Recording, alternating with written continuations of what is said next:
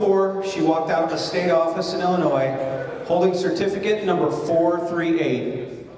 She was the first chiropractor licensed in the United States of America. Not the first in Illinois, the first anywhere. She was licensed under an Illinois law that had, for the first time in this country, put language on the books permitting the legal practice of chiropractic. Illinois did that before anyone else. 20 years later, in 1920, go ahead. 20 years later, in 1924, the Illinois Supreme Court ruled there was no distinction between chiropractors and medical doctors as to what they could treat. That ruling has never been overturned. So Illinois was ahead. Illinois has always been ahead. But being legal and being accepted are two different things.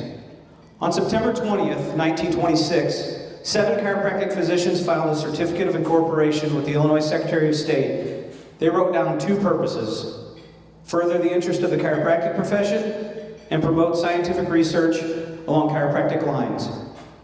Advocacy and education. In the founding document, year 1. 7 doctors. That is how our society started. And 100 years later, that's still a job. For most of the century that followed, the fight was not about scope, it was about survival. The American Medical Association had stated a policy toward our profession: contain and eliminate. That was not a rumor, that was their language. An Illinois chiropractic physician named Chester Wilk decided to do something about it. In 1976, he filed a federal antitrust lawsuit against the AMA, a practicing chiropractor from Chicago, taking on the most powerful organization in American medicine. It took 11 years. In 1987, in a federal courtroom in Chicago, the judge ruled the AMA had violated antitrust law and issued a permanent injunction. That means we all practice in the world a chiropractic physician in Illinois made possible.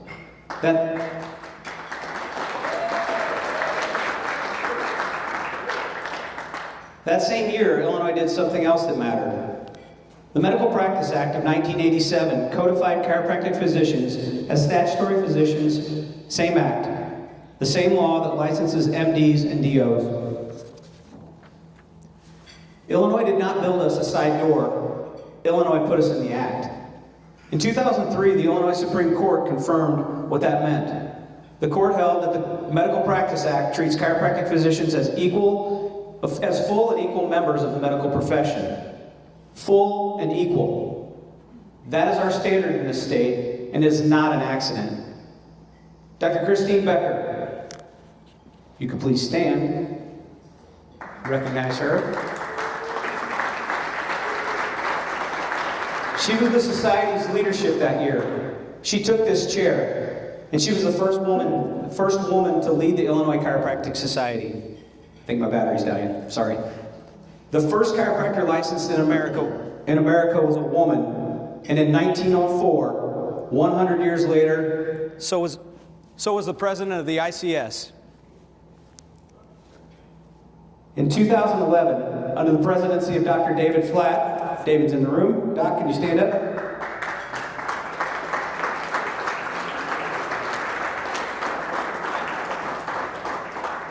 In 2011, under the presidency of Dr. David Flatt, this society wrote the statutory definition of chiropractic physician. That passed into law. The scope language governing our practices today was written by us.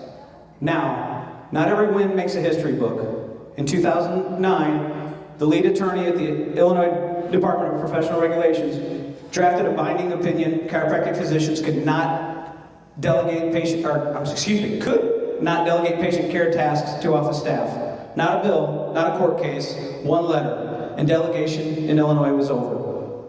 But it was caught. We caught it. Asked the department to hold and change the law instead. Public Act 96-0618, our statutory right to delegate licensed and unlicensed personnel in our offices. Those of us with staff, we know exactly what this is worth. We do it every day. We delegate these tasks to our staff, and they help assist us in providing patient care. That same year, passed in assisted living, and our authority to sign sick rules for students and teachers. 4 public acts in 1 session. But this society has never only been about the State House. Go back to that 1926 charter. The second purpose: promote scientific research along with chiropractic lines. That is education, and it has been half the mission from the first day. A century of conventions, a century of doctors, driving across this state on a Saturday to learn from each other. In 2015, we put continuing education online and made it free to our members, because a doctor of chiropractic in Carbondale should have the same access as a doctor in Chicago. Nobody passes a law to make that happen. It happens because this profession has always taught its own. And though every one of those years, one of us has stepped forward to lead. 50 of us have served as president of the ICS. 50. Unbroken since 1926. Through the Depression, through a world war, through every year, somebody said chiropractic would not last. Oops. None of us were paid to do it. Every one of us was running a practice at the same time. And since 1956, for 70 straight years, this society has stopped once a year to name a chiropractic physician of the year. 70 years of saying out loud that one of us went above and beyond. That is what we do. We take care of our own. Here's where I want to end. In 1926, 7 chiropractic physicians had to file paperwork with the state just to have a voice. Fast forward 100 years. The Illinois House of Representatives unanimously adopted a resolution congratulating our society on a century of leadership and advocacy for chiropractic physicians in Illinois. Unanimously. Not one vote against. Not one. From 7 doctors filing a certificate to the Illinois House standing behind us without a single objection. That is 100 years of work.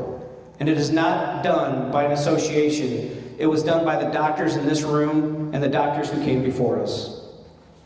Thank you.